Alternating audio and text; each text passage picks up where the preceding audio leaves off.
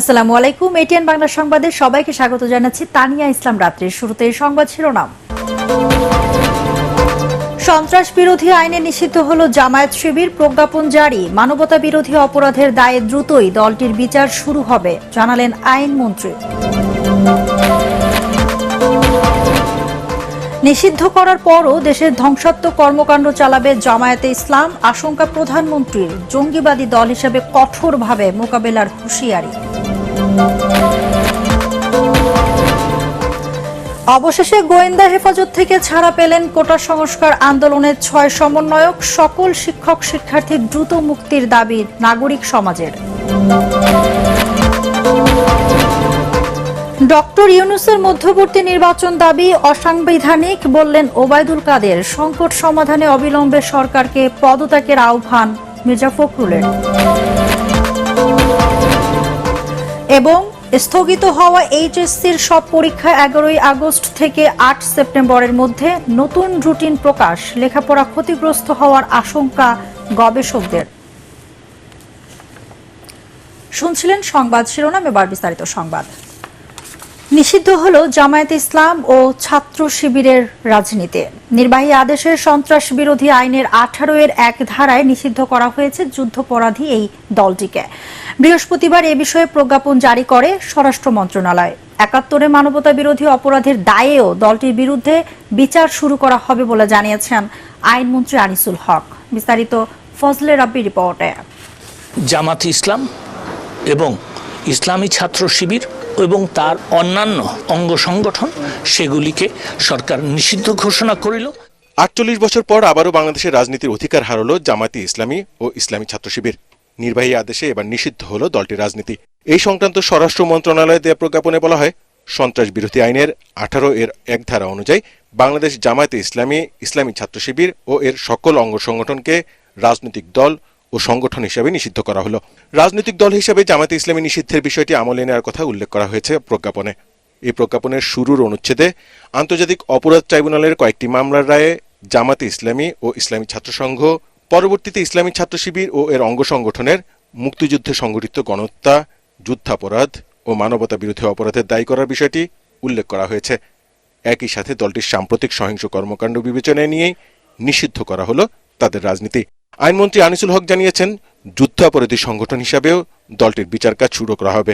International crimes tribunal act, সেইখানেও আমরা সংশোধন করার ব্যবস্থা করেছি এবং এই ব্যান করার পরেও তাকে আপনার সাজা দেওয়া যাবে না এমনটি নয়, কিন্তু কথা হচ্ছে ব্যান যেহেতু হয়ে গেছে, হয়তো ব্যান করার ব্যাপারটা সাজার মধ্যে আর আসবে না।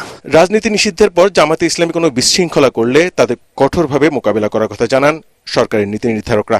আমরা যে মুক্তিযুদ্ধকের দেশ স্বাধীন করছি না, ওদের বিরুদ্ধে তো আমরা সেই ৭১ থেকে যুদ্ধ করতেছি, কাজেই এইগুলি আমাদের সক্ষমতা অনেক আছে। তারা যদি বাংলাদেশের কোনো আইনে অপরাধ করে থাকে অবশ্যই তাদের বিচার হবে, কিন্তু এটা যদি আপনারা বলেন গণহারে জামাতে ইসলামের যারা নতুন কর্মী, যারা ১৯৭১ পরে জন্ম নিয়েছে কিন্তু তাদেরকে বিচার করা হবে, আমি এরকম গণহারে বিচার করা হবে না। আমি গণপ্রজাতন্ত্রী বাংলাদেশের প্রতি। এর আগে স্বাধীনতার পর ১৯৭২ সালে সংবিধানের ৩৮ অনুচ্ছেদ অনুযায়ী জামাত ও তার অঙ্গ সংগঠন ছাত্র সংঘের রাজনীতি নিষিদ্ধ করেছিল বঙ্গবন্ধু সরকার। কিন্তু বঙ্গবন্ধু হত্যার পর সংবিধানের ওই অনুচ্ছেদ বাতিল করে মুক্তিযুদ্ধে বিরোধিতাকারী দলকে বাংলাদেশের রাজনীতির অধিকার ফিরিয়ে দেয় জিয়াউর রহমান। এরপর ২০০৯ সালে আওয়ামী লীগ রাষ্ট্র ক্ষমতায় এলে মানবতা বিরোধী অপরাধের দায়ে শাস্তি হয় দলটির শীর্ষ নেতাদের। ফজলে রাব্বি, এটিএন বাংলা, ঢাকা। নিষিদ্ধের পরও জামায়াত শিবির দেশে ধ্বংসাত্মক কর্মকাণ্ড চালাবে বলে আশঙ্কা করছেন প্রধানমন্ত্রী শেখ হাসিনা। এদের বিষয়ে সবাইকে সজাগ থাকার আহ্বান জানান তিনি। রাজধানীতে জাতীয় শোক দিবসের আলোচনা সভায় প্রধানমন্ত্রী বলেন, জামায়াতকে এখন জঙ্গিবাদী দল হিসেবে মোকাবেলা করা হবে। আপেল মাহমুদের রিপোর্ট। নীরবতা পালনের মধ্য দিয়ে রাজধানীর কৃষিবিদ ইনস্টিটিউটে শুরু হয় ১৫ আগস্ট জাতীয় শোক দিবসের আলোচনা সভা। বঙ্গবন্ধু শেখ মুজিবুর রহমানকে সপরিবারে হত্যায় ঘাতকদের নৃশংসতা তুলে ধরেন প্রধানমন্ত্রী শেখ হাসিনা।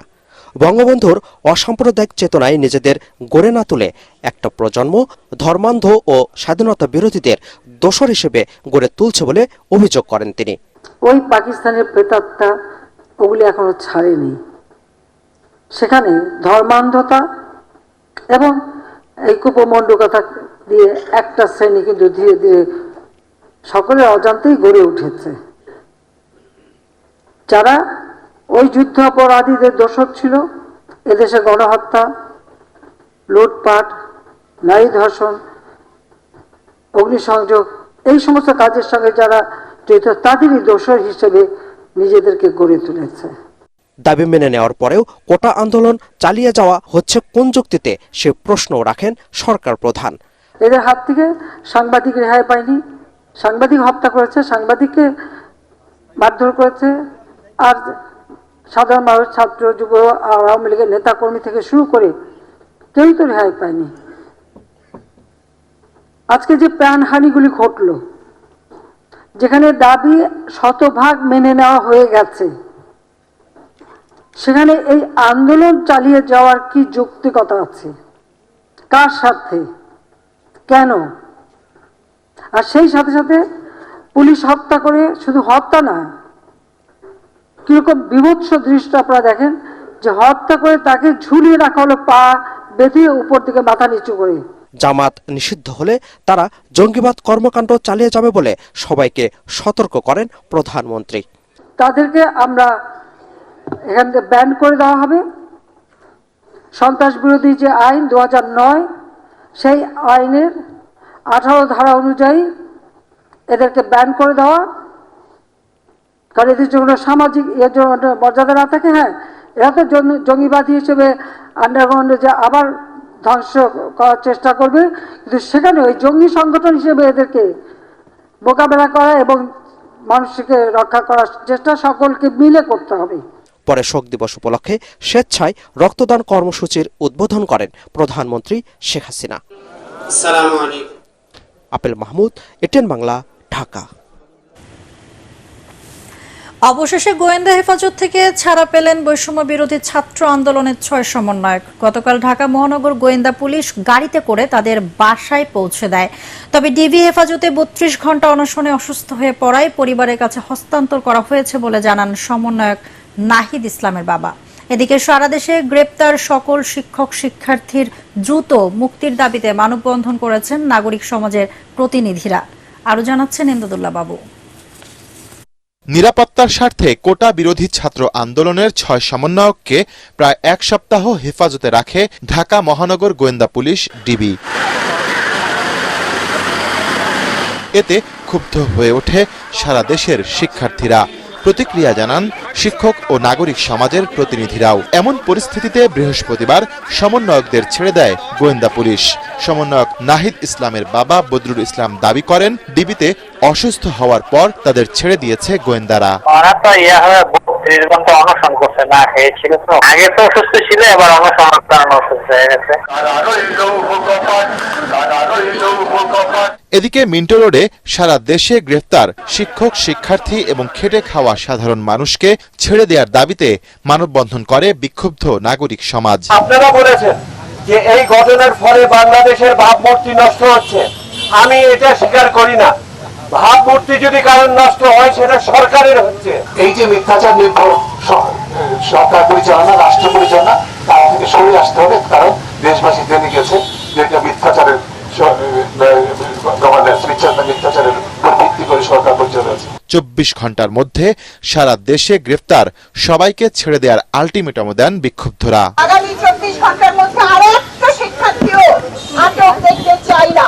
যাদেরকে জেলে রাখা হয়েছে, যাদেরকে গুম করা হয়েছে সারা দেশে, সবাইকে একদম এক্ষুনি ছেড়ে দিতে হবে। হাসপাতালের রোগীদেরকে কি করে ছিনিয়ে নিয়ে আসলো এবং এনে ডিবি এখানে খুব ভালো লেগেছে, তাই না?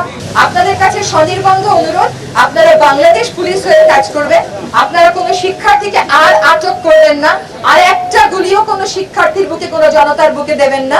কারফিউ তুলে সব শিক্ষা প্রতিষ্ঠান থেকে আইন শৃঙ্খলা রক্ষাকারী বাহিনীকে দ্রুত ফিরিয়ে নেয়ার আহ্বানও জানায় নাগরিক সমাজ। ইমদাদুল্লাহ বাবু, এটিএন বাংলা, ঢাকা। নিজ দেশের উপর বিদেশিদের হস্তক্ষেপ চেয়ে ডক্টর মোহাম্মদ ইউনূস রাষ্ট্রদ্রোহী অপরাধ করেছেন, এমন মন্তব্য করেছেন আওয়ামী লীগ সাধারণ সম্পাদক ওবায়দুল কাদের। ধানমন্ডিতে আওয়ামী লীগ কার্যালয়ে তিনি বলেন, কোটা আন্দোলনকারীদের মিছিলে জঙ্গিরা ঢুকে শিক্ষার্থীদের উপর গুলি চালিয়েছে। রিপোর্ট মুশফিকুর রহমানের। ধানমন্ডিতে আওয়ামী লীগ সভাপতির রাজনৈতিক কার্যালয়ে সংবাদ সম্মেলনে ডক্টর মোহাম্মদ ইউনূসের সাম্প্রতিক বিবৃতি নিয়ে তীব্র সমালোচনা করেন ওবায়দুল কাদের। বলেন, মধ্যবর্তী নির্বাচন নিয়ে তার দাবি অসাংবিধানিক ও বেআইনি। বাংলাদেশে বড় হস্তক্ষেপ করার জন্য বিভিন্ন দেশের সরকার আন্তর্জাতিক সম্প্রদায়কে আহ্বান জানিয়েছে। এই ধরনের বিবৃতি বা বক্তব্য বাংলাদেশের সংবিধান আইন অনুযায়ী রাষ্ট্রদ্রোহিতার পর্যায়ে পড়ে। বিএনপি জামায়াতের ধ্বংসযজ্ঞের কথাও সংবাদ সম্মেলনে তুলে ধরেন ওবায়দুল কাদের। তারেক রহমান লন্ডনে বসে উস্কানি দিয়ে যাচ্ছে, সেই নির্দেশনা নকশা অনুযায়ী বিএনপি জামায়াত ছাত্রদল শিবির ভয়াবহ ধ্বংসযজ্ঞ হত্যাকাণ্ড চালিয়েছে। রাষ্ট্রীয় স্থাপনাগুলো নিরস্ত্রের উপর সশস্ত্র হামলা হয়েছে। এর সাথে তো জনপ্রিয়তার কোনো সম্পর্ক নেই। তিনি আরো বলেন, আন্দোলনের সময় আওয়ামী লীগ নিরস্ত্রভাবে মাঠে ছিল। এছাড়া আইন শৃঙ্খলা রক্ষাকারী বাহিনীকে আন্দোলনকারীদের উপর গুলি চালানোর কোনো নির্দেশনা দেয়া হয়নি। আন্দোলনকারীদের মিছিলে জঙ্গি গোষ্ঠী অনুপ্রবেশ করে, খুব কাছে থেকে অনেককে গুলি করে। এছাড়া প্রতিটি হত্যাকাণ্ডের সাথে জড়িতদের শনাক্ত করে আইনের আওতায় আনা হবে বলেও জানান আওয়ামী লীগের সাধারণ সম্পাদক মুশফিকুর রহমান, এটিএন বাংলা, ঢাকা। অন্যদিকে বিএনপি মহাসচিব মির্জা ফখরুল ইসলাম আলমগীর অভিযোগ করেছেন, সরকার একদিকে ছাত্র জনতার উপর বর্বর হামলা নির্যাতন চালাচ্ছে, অন্যদিকে হত্যাযজ্ঞের জন্য তৃতীয় পক্ষকে দোষারোপ করে শাক দিয়ে মাছ ঢাকার চেষ্টা করছে। গণমাধ্যমে পাঠানো বিবৃতিতে তিনি বলেন, আওয়ামী লীগ এখন প্রাণঘাতী সরকারে পরিণত হয়েছে। চলমান সংকট সমাধানে সরকারকে অবিলম্বে পদত্যাগের আহ্বান জানান মির্জা ফখরুল। সরকার পরিকল্পিতভাবে আইন শৃঙ্খলা বাহিনী ও প্রশাসনকে ছাত্র জনতার বিপক্ষে দাঁড় করাচ্ছে বলেও অভিযোগ করেন বিএনপি মহাসচিব। শিক্ষার্থীদের নিরাপত্তার স্বার্থে স্থগিত করা হয়েছে এইচএসসি ও সমমানের সব পরীক্ষা। আগামী 11 আগস্ট থেকে 8 সেপ্টেম্বরের মধ্যে এসব পরীক্ষা নেওয়া হবে। নতুন রুটিন প্রকাশ করেছে শিক্ষা বোর্ডগুলো। গবেষকরা বলছেন, বারবার পরীক্ষা স্থগিত করায় শিক্ষার্থীদের মনোযোগে ব্যাঘাত ঘটবে, নেতিবাচক প্রভাব পড়বে ফলাফলেও। মাহবুব কবির চপল জানাচ্ছেন বিস্তারিত। করোনার ধাক্কা কাটিয়ে শিক্ষা ক্যালেন্ডার স্বাভাবিক করতে এবার এইচএসসি পরীক্ষা এগিয়ে এনে শুরু করা হয় 30 জুনে। 7 থেকে 8টি পরীক্ষা হবার পর কোটা আন্দোলনের কারণে প্রথমে 18 জুলাইয়ের পরীক্ষা স্থগিত করা হয়। এরপর 2 দফায় 1 আগস্ট পর্যন্ত পরীক্ষা স্থগিতের সিদ্ধান্ত নেয় আন্তঃশিক্ষা বোর্ড। এর মধ্যেই সহপাঠীদের গ্রেফতারের প্রতিবাদ ও মুক্তির দাবিতে অনেক শিক্ষার্থী পরীক্ষায় না বসার ঘোষণা দেয়। সন্তানদের নিরাপত্তা নিয়ে উদ্বিগ্ন হয়ে পড়েন অভিভাবকরাও। এ অবস্থায় 11 আগস্ট পর্যন্ত এইচএসসি ও সমমানের সব পরীক্ষা স্থগিত করে নতুন রুটিন প্রকাশ করা হয়েছে। পরিস্থিতি ঠিক থাকলে পরীক্ষাগুলো নেওয়া হবে 8 সেপ্টেম্বরের মধ্যে। 4 তারিখে পরবর্তী পরীক্ষা ছিল, 4 তারিখের পরীক্ষাগুলো স্থগিত করেছি। আমরা নতুন সময়সূচি আবার তৈরি করে 11 আগস্ট থেকে নতুন সময়সূচি অনুযায়ী পরীক্ষা চালু করব। শিক্ষার্থীদের নিরাপত্তার স্বার্থেই আমরা এই ধরনের সূচিতে আমরা পরিবর্তন এনেছি। কিছুটা তো আমাদের সমস্যা হয়েছে, তাতে করে আমরা রিকভারি করার চেষ্টা করছি। শিক্ষা গবেষকরা বলছেন, প্রতিটি পরীক্ষার জন্য ভিন্ন ভিন্ন প্রস্তুতি থাকে শিক্ষার্থীদের। বারবার স্থগিত হওয়ায় তাদের মনোযোগে ঘাটতি দেখা দিতে পারে। খারাপ হতে পারে ফল, ব্যাঘাত ঘটতে পারে বিশ্ববিদ্যালয়ের ভর্তির প্রস্তুতিতেও। ছাত্র আন্দোলনকে কেন্দ্র করে যে পরীক্ষা স্থগিত করা, সেটা তাদের প্রস্তুতিতে ঘাটতি আনবে এবং তাদের পুরো শিক্ষা জীবনে এটা তাদের বয়ে বেড়াতে হবে। এই জন্য আমাদের জরুরি যে জিনিসটি দরকার, সেটি হচ্ছে দ্রুত গভর্নমেন্টকে সিদ্ধান্ত নিতে হবে, নিয়ে ছাত্রদের সাথে আলোচনার সাপেক্ষে একটি সুন্দর জায়গায় আনতে হবে এবং শিক্ষার্থীদেরকে ক্লাসরুমে ফিরিয়ে নেওয়া, পরীক্ষাগুলো রুটিন মাফিক চলমান করা এবং অন্যান্য যে শ্রেণী এবং বিদ্যালয় কেন্দ্রিক যে শিক্ষা কার্যক্রম রয়েছে সেইগুলোকে পুনরায় সুন্দরভাবে রুটিন অনুযায়ী চালানো, এটি একমাত্র সমাধান। এর বাইরে কোনো সমাধান আমি দেখছি না। এবার এইচএসসিতে পরীক্ষার্থী 14.5 লাখের মতো। মাহবুব কবির চপল, এটিএন বাংলা, ঢাকা। কোটা আন্দোলনকে ঘিরে সহিংসতায় আইনশৃঙ্খলা বাহিনীর যারা আইন ভেঙেছেন তাদেরও বিচার করা হবে বলে জানিয়েছেন তথ্য সম্প্রচার প্রতিমন্ত্রী মোহাম্মদ এ আরাফাত। একই সাথে ওই সময় ঘটে যাওয়া প্রতিটি ঘটনা তদন্ত করে দোষীদের বিচার করা হবে বলে জানান তিনি। তদন্তের স্বচ্ছতা নিশ্চিতে উন্নত প্রযুক্তির সহায়তা নেওয়া হবে। সচিবালয়ের নিজ দপ্তরে সংবাদ সম্মেলনে প্রতিমন্ত্রী এসব কথা বলেন। আইনের প্রয়োগ ঘটবে শুধুমাত্র সন্ত্রাসীদের উপরে। সুনির্দিষ্ট প্রমাণ সাপেক্ষে যাদের সম্পৃক্ততা পাওয়া যাবে তাদের উপরে আইনের প্রয়োগ ঘটবে, তাদেরকে গ্রেফতার করা হবে। সকল শিক্ষার্থী এবং তাদের যে আন্দোলনের সাথে সম্পৃক্ত যারা, তাদের যে আবেগ অনুভূতি, সেগুলোকে আমরা শ্রদ্ধা করি। সেগুলোর সাথে আমাদের পুরো সমবেদনা এবং সমর্থন আছে। এবারে পার্টিক্স খেলার খবর।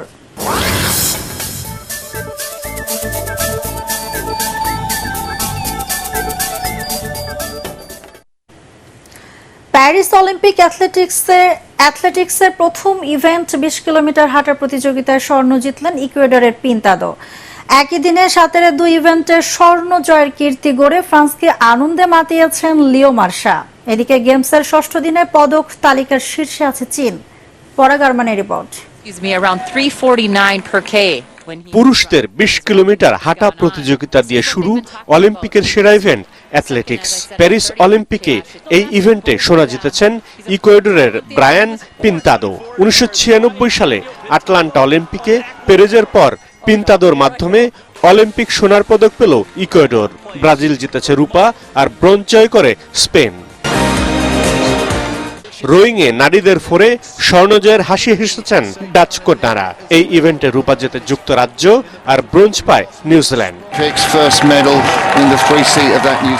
এদিকে শুটিংয়ে আরেকটি সোনার পদক জিতেছে চীন। পুরুষ রাইফেল 500 মিটার 3 পজিশনে 463.6 স্কোর করে সোনা জেতেন বিশ্ব রেকর্ডধারী লিউ ইউকুন।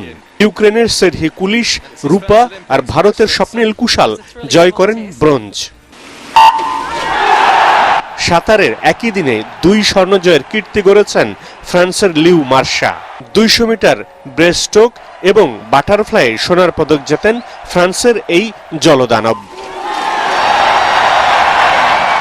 নারীদের 100 মিটার ফ্রি স্টাইলে সোনার পদক জিতে 8 বছর পর অলিম্পিকে সুইডেনকে সোনা জয়ের গৌরব এনে দেন বিশ্ব রেকর্ডধারী সারা সোস্ট্রম। এই সুইডিশ পেছনে ফেলেন যুক্তরাষ্ট্রের তরি হুস এবং বর্তমান বিশ্ব চ্যাম্পিয়ন হংকংয়ের শোভান হহিকে। পরাগারমান, এটিএন বাংলা। শেষ করার আগে সংবাদ শিরোনাম একবার। সন্ত্রাস বিরোধী আইনে নিষিদ্ধ হলো জামায়াত শিবির, প্রজ্ঞাপন জারি। মানবতা বিরোধী অপরাধের দায়ে দ্রুতই দলটির বিচার শুরু হবে জানালেন আইনমন্ত্রী।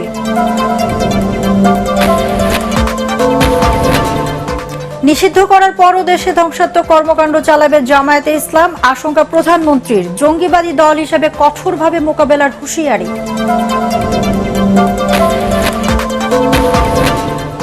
অবশেষে গোয়েন্দা হেফাজত থেকে ছাড়া পেলেন কোটা সংস্কার আন্দোলনের 6 সমন্বয়ক। সকল শিক্ষক শিক্ষার্থীর দ্রুত মুক্তির দাবি নাগরিক সমাজের।